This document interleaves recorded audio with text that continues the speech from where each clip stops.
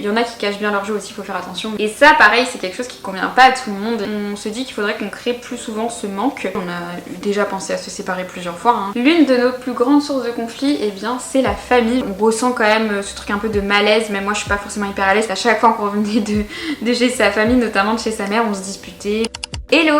Dans cette vidéo, j'avais envie de parler de couple. Moi, ça fait un petit peu plus de 11 ans que je suis en couple, donc j'avais envie de partager un petit peu mes réflexions autour de ça, autour du fait d'être dans une relation qui dure depuis longtemps. Comment on fait pour faire durer notre couple? Alors bien sûr, chaque couple est différent, chaque personne est différente, et chaque couple n'a pas les mêmes envies, les mêmes attentes, les mêmes objectifs, les mêmes personnalités, donc vraiment c'est propre à chacun. Comme j'ai dit, on est en couple depuis un petit peu plus de 11 ans maintenant, ça passe tellement vite, je me rends tellement pas compte que ça fait autant de temps. On s'est rencontrés au lycée quand on avait 16 ans. En fait, on s'est rencontrés parce qu'on était dans la même classe et on était dans une filière où on gardait la même classe pendant 2 ans. On s'est mis en couple à 17 ans et on allait en avoir 18. Déjà, le fait qu'on ait été amis pendant une longue période, je pense que ça a aidé au fait qu'on se soit mis en couple et aussi au fait que ça dure. Parce que moi, personnellement, pour me mettre en couple, j'ai besoin de connaître la personne, de pouvoir lui faire confiance, de connaître sa personnalité, un peu comment elle agit, voir un peu comment elle pense, voir si je m'entends bien avec la personne, si je rigole, etc. En plus de l'attirance physique, évidemment, pour moi, l'attirance physique, ça compte. Je ne le cache pas, pour moi, le physique, c'est important. Et je sais que je ne pourrais pas me mettre en couple avec quelqu'un que je ne connais pas bien, donc ça,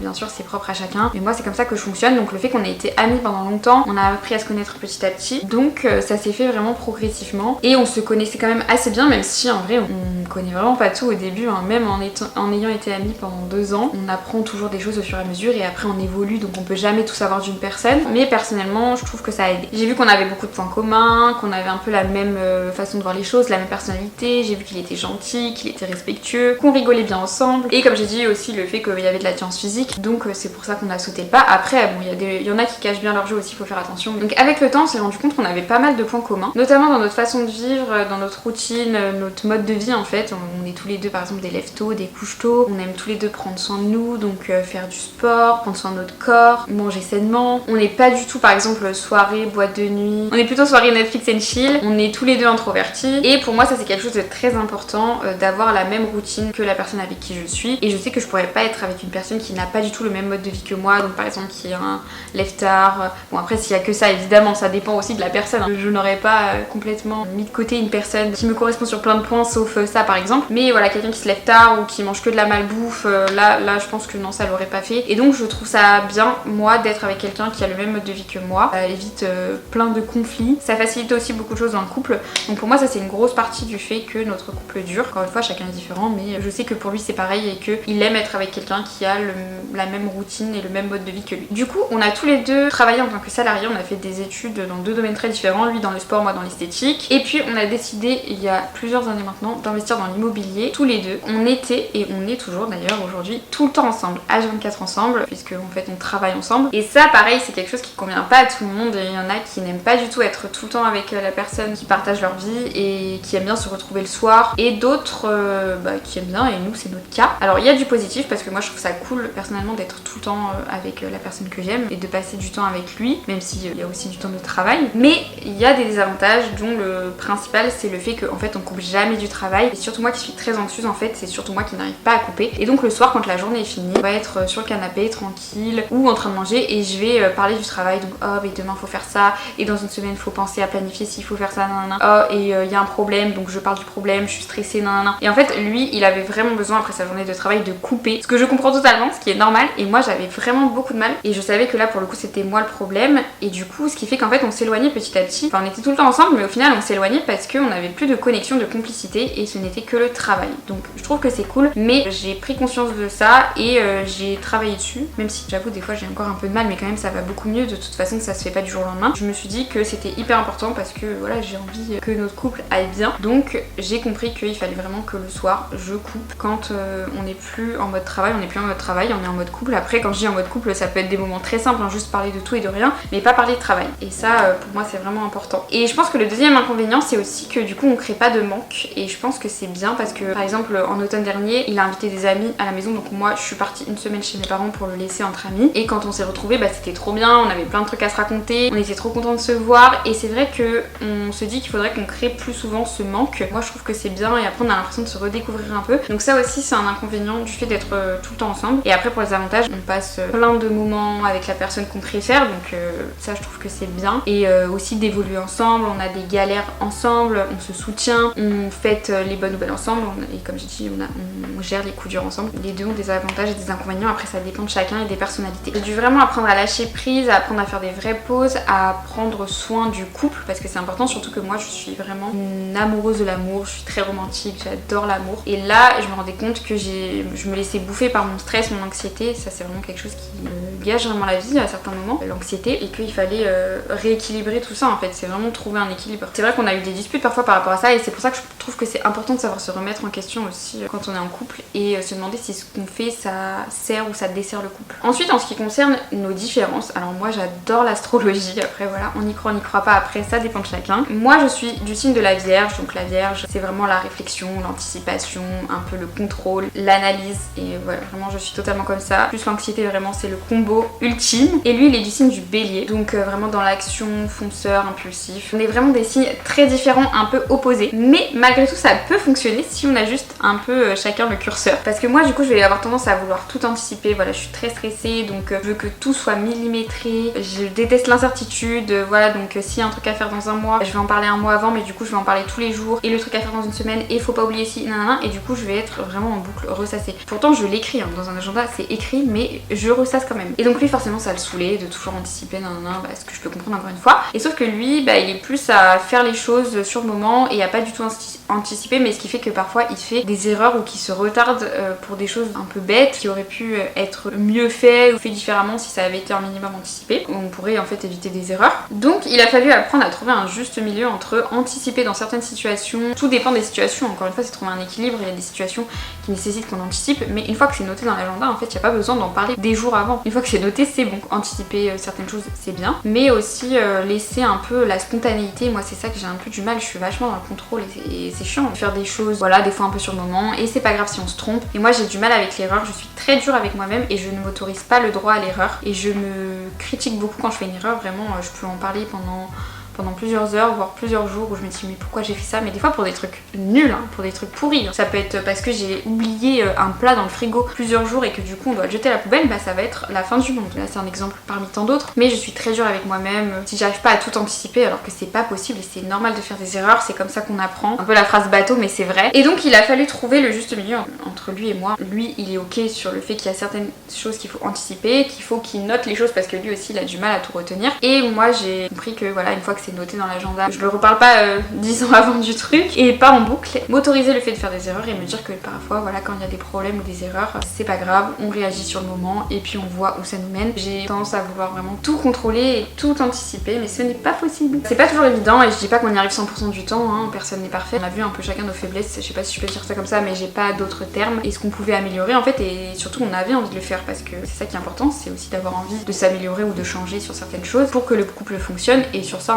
on était conscient que, enfin moi j'étais consciente que c'était trop, il était conscient que parfois voilà il faisait un petit peu trop les choses en mode dernier moment, en mode rush, et qu'il pouvait faire des erreurs bêtes, et voilà, on essaye de réajuster, mais le principal c'est d'être en accord en fait tous les deux avec ça. Et c'est vrai que là je parlais du signe astrologique, là c'est notre signe solaire, mais après on a vu dans notre signe lunaire et notre ascendant que on avait des points communs, parce que lui justement son ascendant c'est Vierge et du coup on se rejoint un peu grâce à ça. Moi j'aime bien voir l'astrologie, voir les compatibilités, etc. Après comme j'ai dit on y croit pas. À la base on est deux signes très différents. Pour continuer de parler de nos différences, on s'est aussi rendu compte qu'on apportait à l'autre ce qu'il n'a pas, donc on apporte à l'autre ce qui lui manque si on peut dire, parce que donc moi je suis comme j'ai dit assez anxieuse, dans le contrôle, j'aime pas l'incertitude et je n'aime pas sortir de ma zone de confort. Pas que j'aime pas parce que j'aimerais le faire, c'est que j'ai peur de sortir de ma zone de confort, alors que lui c'est tout l'inverse. Il ose, il fait les choses, il a pas peur de se tromper, de recommencer, de rebondir, il fait face aux problèmes, et bien sûr c'est difficile, hein, quand parfois on a des problèmes c'est dur pour lui, mais il rebondit, il continue, il avance. Donc là sur ça on est opposés,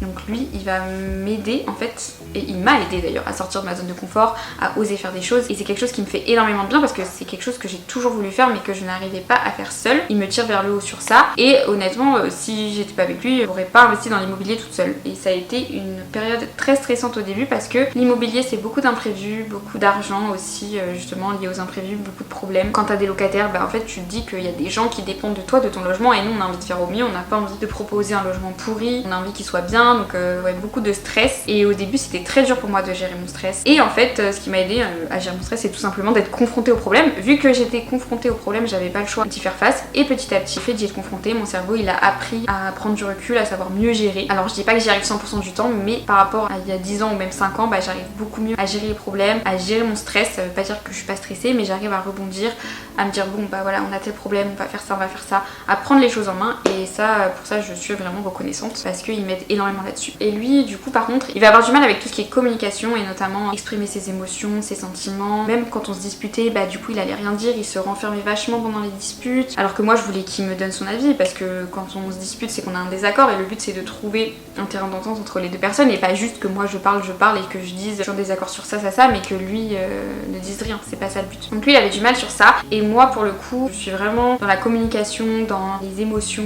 Je sais que c'est par rapport à notre éducation parce que moi, je suis dans une famille où on se dit tout, il n'y a pas de tabou, on peut tous dire, moi et ma soeur, on peut dire à nos parents quand ils nous saoulent, bien sûr, tout en étant respectueuse. Ça va pas changer leur amour ou leur vision de nous si on leur dit qu'ils nous saoulent ou qu'on n'est pas d'accord avec eux. On peut débattre, on peut s'exprimer, c'est vraiment très fluide. Alors que lui, dans sa famille, il a une éducation où il ne se disait pas les choses, ils exprimaient pas leurs émotions, ils se disaient pas qu'ils s'aiment. Donc en fait, il a été élevé comme ça, donc pour lui, c'est pas forcément quelque chose de naturel. Et c'est vrai que du coup, je l'ai beaucoup aidé sur ça parce que quand je vois au début de notre relation, je lui reprochais énormément de ne rien dire, de pas être assez attentionné, de pas, comme j'ai dit, s'exprimer pendant les disputes. Et là, aujourd'hui, il s'est vachement amélioré sur ce point parce qu'il en avait envie et parce qu'il a pris conscience de ce problème-là, tout comme moi, j'ai pris conscience du fait que j'avais de l'anxiété et que ça me desservait de ne pas sortir de ma zone de confort. Encore une fois, il faut pas vouloir absolument changer l'autre, il faut que l'autre ait envie de changer aussi. Hein. Et nous, bah, c'était le cas. C'est des choses liées à notre éducation qui sont ancrées en nous depuis qu'on est tout petit, et donc c'est difficile d'en sortir. Mais donc sur ça, on s'est vraiment tiré vers le haut. Souvent on dit qui se ressemble s'assemble et les opposés s'attirent. On dit les deux phrases. Et pour le coup, nous c'est vraiment les deux parce que on se ressemble sur plein de choses, sur nos personnalités, sur, comme j'ai dit, notre mode de vie. Mais les opposés s'attirent parce qu'on apporte à l'autre ce qu'il n'a pas. Et ça, je trouve ça vraiment bien. Pour moi, ces deux choses-là, le fait qu'on ait des points communs et aussi des différences et qu'on s'apporte des choses et qu'on se tire vers le haut et qu'on se soutienne, qu'on se fasse évoluer, bah c'est ça qui fait durer notre couple. Bien sûr, en 10 ans, on a eu beaucoup de moments difficiles, on a déjà pensé à se séparer plusieurs fois, hein. Je pense que ça arrive à beaucoup de couples d'avoir des désaccords et des moments où on a l'impression qu'il n'y a pas de retour en arrière possible. Mais c'est vrai qu'on a toujours voulu résoudre les conflits et on savait que notre relation, elle était vraiment forte, elle était vraiment belle et qu'on voulait pas gâcher ça. Après voilà, encore une fois, tout dépend du contexte, hein. Il y a des gens qui sont pas faits pour être ensemble ou qui se rendent compte après plusieurs années qu'ils ont plus le même mode de vie ou qu'ils ont plus d'amour l'un pour l'autre. Enfin voilà, il peut y avoir vraiment des situations hyper différentes en fonction de chacun. S'il y a trop de désaccords ou trop de manque de respect, évidemment, il faut se poser des questions. Mais nous, les fois où on a failli se séparer, bah voilà, des fois on s'est éloigné un peu, mais on s'est rendu compte qu'il y avait plus de positifs que de négatifs dans la relation et qu'on avait vraiment envie de préserver ça. Donc on finissait toujours par trouver des solutions, même si parfois ça prenait du temps. L'une de nos plus grandes sources de conflits, eh bien, c'est la famille. Je pense que peut-être beaucoup de personnes vont se retrouver là-dedans parce qu'on a deux familles très différentes, deux éducations très différentes. Comme j'ai dit, chez nous, moi, on se dit tout, c'est naturel, c'est fluide et vraiment, quand je suis avec mes parents, c'est vraiment une safe place. Je leur parle pas tous les jours à mes parents, mais vraiment, j'adore aller les voir, je suis trop contente de les voir, j'adore débattre avec eux. Alors que lui, avec dans sa famille, bah, c'est beaucoup plus froid, c'est beaucoup plus distant. Ils vont pas se parler de choses personnelles en fait. Limite, ils vont plus souvent se parler par message, mais ça va être vraiment des choses assez légères. Ils vont pas, voilà, comme j'ai dit, parler de choses vraiment plus profondes, personnelles, de leurs émotions, de ce qu'ils ressentent. Et chez lui, il y a vraiment une hiérarchie où on sent que en fait lui et son frère, ils vont pas contredire leurs parents ils ont raison. Quand ils disent des choses auxquelles ils ne sont pas d'accord, en fait ils vont rien dire. Et quand je lui en ai parlé de ça, du fait qu'il disait rien et qu'il pourrait exprimer son avis, il me dit ah non mais je préfère laisser couler. Mais en fait pour moi c'est vraiment de la fuite quand tu dis ce genre de choses, quand t'es en mode oh mais c'est bon de toute façon ma mère elle est comme ça donc je la laisse. Oui mais tu peux très bien donner ton avis et c'est ça qui fait une relation. Au final si tu laisses la personne tout le temps parler et que toi tu réagis pas, bah c'est pas vraiment un échange et une relation. Enfin bref, je m'égare. Comme je disais, il y a une hiérarchie et en fait ça se voit toujours à l'âge adulte. Normalement à l'âge adulte on est sur le même pied d'égalité. On peut débattre avec ses parents, ne pas être d'accord, etc. sans que ça ait de conséquences sur leur amour, leur attention. Ça pour dire qu'on a deux modes de fonctionnement différents. Tout simplement que lui il va pas contredire ses parents, il va pas forcément donner son avis et quand on va chez eux, enfin du coup ils sont séparés, on ressent quand même ce truc un peu de malaise. Même moi je suis pas forcément hyper à l'aise parce que lui ne l'est pas en fait déjà de base. Il va y avoir plein de moments de blanc, on sait pas quoi se dire. Et donc moi j'ai toujours fait attention à être respectueuse avec sa famille, mais par contre je dis les choses. Donc quand on parle ou quand sa mère a dit un truc et que je suis pas d'accord, bah je vais le dire. Et c'est vrai qu'on a beaucoup de désaccords avec sa mère, pas du tout la même personnalité, on n'a pas les mêmes idées, elle est assez conventionnelle, un peu archaïque. Et vous savez, il y en a ils vont dire qu'ils voient leur famille parce que c'est leur famille. Bah non, moi je suis pas d'accord. Moi je vois mes parents parce que j'ai envie de les voir, mais si mes parents me mettent un couteau dans le dos ou me font une crasse, bah je ne les verrai plus, que ce soit mes parents ou pas. Et en fait il y a plein de gens de ma famille, donc mes oncles, mes tantes, mes cousines à qui je ne parle plus, et c'est pas parce que c'est ma famille que je me force à aller les voir, mais juste on n'a plus de lien, voilà. Alors que elle, bah voilà, il faut voir sa famille, il faut faire ci, il faut faire ça, nanana. Et moi je déteste qu'on me dise il faut faire ci, il faut faire ça. Donc voilà, on est très différentes sur ces points. Dans d'autres domaines aussi que je vais pas développer, ce qui fait qu'on peut être souvent en désaccord, mais moi je reste respectueuse et je donne mon avis, qui me semble totalement ok, sachant que elle donne son avis. Si on vient chez elle, c'est pour avoir une discussion, donc je peux donner mon avis logiquement. Et parfois je disais des choses, notamment à sa mère, que mon copain prenait très mal, il le prenait personnellement comme une attaque. Ça m'énervait qu'il réagisse comme ça, mais je comprenais que c'était par rapport à son éducation, etc. Mais bon, ça voulait pas dire que j'ai accepté ça, parce qu'on se disputait tout le temps en fait. À chaque fois qu'on revenait de chez sa famille, notamment de chez sa mère, on se disputait parce que moi il y a des trucs qu'elle disait qui me saoulaient et lui il réagissait pas, hein. Beaucoup d'hommes sont comme ça, je le sais. Ou alors j'exprime un désaccord mais tout en étant respectueuse et lui ça lui plaisait pas. Et en fait à la fin il a fini par me dire oui, à chaque fois que tu vois ma famille en fait il y a un problème, donc c'est toi le problème. Au début je me suis remise en question parce que je suis comme ça, j'ai tendance à me remettre en question, ce qui est bien mais trop souvent. En fait au fur et à mesure j'ai compris que c'était pas moi le problème et que c'est juste leur fonctionnement en fait. Lui il a tellement baigné dans ce fonctionnement qu'il voit pas en fait qu'il y a un problème et que c'est pas forcément sain. Et moi une personne extérieure qui vient dans cette famille et juste exprime son avis et pose ses limites, forcément il ressent ça comme une attaque. Ce que j'ai compris, mais du coup on a eu énormément de disputes par rapport à ça. Et si je peux donner un exemple, un jour on est allé chez sa mère, elle a une très grande famille, beaucoup de cousins cousines. Parfois quand on va chez sa mère on va voir sa cousine, et quand on va voir sa cousine en fait, qui est beaucoup plus âgée qu'elle, on reste assis 1 heure sur une chaise et ils s'intéressent pas du tout à moi, ils parlent entre eux. Je vois pas trop l'intérêt personnellement, mais du coup je sais qu'elle le fait par convention. Elle dit que ça lui fait plaisir de nous voir. Oui ok, mais est-ce qu'elle pense à nous? Est-ce que nous ça nous fait plaisir de la voir? Enfin bref, je pourrais débattre très longtemps sur ce sujet. Et donc un jour elle nous dit bon bah on va chez Machine, donc c'est sa cousine, à telle heure. Et du coup moi je lui dis ok, moi ça me dérange pas d'y aller, mais je préférais que tu me demandes si j'ai envie d'y aller plutôt que de me l'imposer, parce que j'aime pas qu'on m'impose les choses. Donc je lui ai dit ça très gentiment, et c'est vrai que mon copain l'a très mal pris, et alors que elle pas du tout, elle m'a dit ah oui c'est vrai, j'essaierai de faire attention. Donc même elle ne l'a pas forcément mal pris, même si j'ai vu qu'elle était gênée, mais lui il a très mal pris, il l'a pris comme une attaque. Donc voilà, il y a plein d'exemples comme ça. Il y en a qui peuvent trouver ça mal poli et se dire oui ça se fait pas, mais moi pas du tout. Je suis complètement en accord avec mes principes, mes valeurs, et le fait que je ne vais pas voir des gens parce qu'il faut les voir. Alors ça m'aurait pas dérangé d'aller la voir parce que ça me dérange pas de faire des efforts, voilà, si ça lui fait plaisir, etc. Mais déjà pas tout le temps, et si j'ai pas envie, bah j'y vais pas, il faut pas mal le prendre quoi. Voilà, tant que je reste respectueuse dans ce que je dis. Mais bref, tout ça pour dire qu'on a eu beaucoup de désaccords en 10 ans par rapport à ça. Ça a pris énormément de temps, hein. Encore l'année dernière on a eu des grosses disputes, mais on a énormément parlé, et maintenant je vois qu'il fait beaucoup plus d'efforts. Alors parfois j'ai tendance à être un peu dure et je trouve qu'il en fait pas assez, mais je sais que c'est important que je vois ses efforts, parce que ce qui peut me sembler être un effort insignifiant, pour lui c'est un grand effort parce que c'est pas dans son fonctionnement naturel. Mais pour moi c'était un sujet que je voulais absolument clarifier avant qu'on ait un enfant, parce qu'une fois que l'enfant est là, on connaît tous hein, les belles-mères un peu toxiques avec les petits enfants, et moi c'est hors de question en fait. Je lui ai dit, moi être mère c'est une des choses que je veux le plus et que j'attends le plus, donc c'est hors de question que quelqu'un me saoule ou me donne des conseils non sollicités avec une éducation archaïque d'il y a 30 ans. Bref, je m'égare, mais tout ça pour dire un conseil: si vous avez des problèmes sur ça avec votre mec ou votre meuf, il faut les régler avant qu'il y ait les enfants, parce que quand il y a un enfant, pour moi c'est pire. Après, je n'ai pas la pire des belles-mères, hein. J'ai déjà eu des trucs vraiment horribles avec des belles-mères hyper intrusives, mais bon, je trouve qu'elle reste quand même intrusive sur certaines choses. Elle couvre trop ses enfants aussi, bon ça c'est un autre sujet. Elle a 2 garçons, hein, les mères avec les hommes. On va pas mettre tout le monde dans le même panier, j'avoue je généralise, mais bon. Elle les traite encore comme des petits garçons, et eux vu qu'ils s'affirment pas, bah c'est un peu compliqué. Mais bon bref, vraiment là, j'ai besoin de vider mon sac je crois. Ça va beaucoup mieux, on a beaucoup parlé, il s'est beaucoup remis en question, et ça c'est important parce que je pense que j'aurais pas pu supporter longtemps.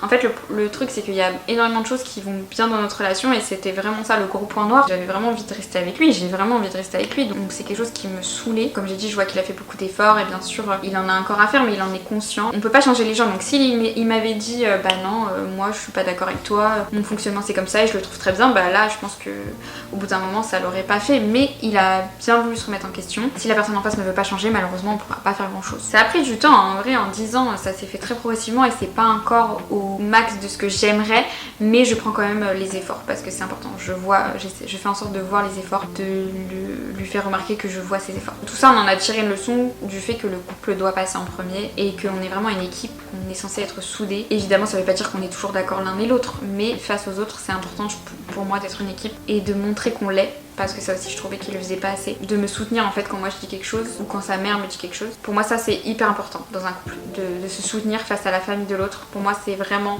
dans les critères très très importants. Et se demander en fait si ce qu'on fait c'est par rapport à une blessure ou pas. Mais parfois c'est difficile de s'auto-analyser, hein, je peux comprendre. Mais c'est hyper important pour faire durer son couple. On s'est rendu compte qu'on s'aime, qu'on doit chacun travailler sur nos propres blessures. Parce que moi aussi évidemment j'en ai, hein, et j'ai des réflexes automatiques. Mais faire en sorte que en fait ça n'impacte pas notre relation. Évidemment en 10 ans, en plus de 10 ans, l'amour change, l'amour évolue, ce n'est pas le même amour aujourd'hui qu'à nos débuts. Au début c'est tout beau tout rose, on apprend à se connaître, on se découvre, mais je trouve que l'amour aujourd'hui est beaucoup plus fort. C'est pas moins bien qu'au début. On a eu quand même des phases de creux, mais ça je pense que c'est normal et il y en aura toujours. On a des périodes où on est hyper proches, hyper complices, et d'autres périodes où en fonction de notre quotidien, où il y a des moments de stress par rapport aux travaux, par rapport aux trucs, on a plein de trucs à penser, donc on va un peu s'éloigner, être moins connecté. Le plus important c'est de s'en rendre compte, de communiquer. Quand il y en a un qui est fatigué, il va le dire à l'autre, en ce moment je suis fatiguée, je suis comme ça, la communication c'est hyper important dans un couple évidemment, parce que plus on laisse de non-dits et plus l'autre se fait des films, se fait des interprétations, et c'est ça qui crée des désaccords. Et au-delà de la communication, ce qui est important c'est la compréhension, comprendre l'autre, être empathique, se mettre à sa place pour